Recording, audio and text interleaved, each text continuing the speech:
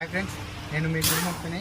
క్రేటాకు చాలామంది tail lamp damage అయినప్పుడు change చేసినాక బాడీ కలర్ వచ్చేసి క్రేటా పైన ఉంటుంది ఫ్రెండ్స్. ఇట్లా ఒక క్రోమ్ ఉంటుంది ఫ్రెండ్స్. ఆ క్రోమ్ చేంజ్ చేయడానికి చాలామంది సతమతం అవుతుంటారు. ఇది కొత్త టెయిల్ ల్యాంప్ ఫ్రెండ్స్, కొత్తది. సో దీనిపైన బాడీ కలర్ ఇట్లా లైన్ వస్తుంది ఫ్రెండ్స్. ఆ లైన్ ఇక్కడ టెయిల్ ల్యాంప్ లోపల ఉంటుంది ఫ్రెండ్స్. సో దాన్ని తీయడానికి చాలామంది టెన్షన్ పడుతుంటారు. దాంట్లో ఏముండదు ఫ్రెండ్స్. నేను ఆల్రెడీ ఓపెన్ చేసిన, కొంచెం సున్నితంగా ఓపెన్ చేయాలి. ఇక్కడ ఒక 3M టేప్ అతికేసి ఉంటుంది ఫ్రెండ్స్. ఇక్కడ నుంచి ఇక్కడ ఇదంతా 3M టేపే ఫ్రెండ్స్.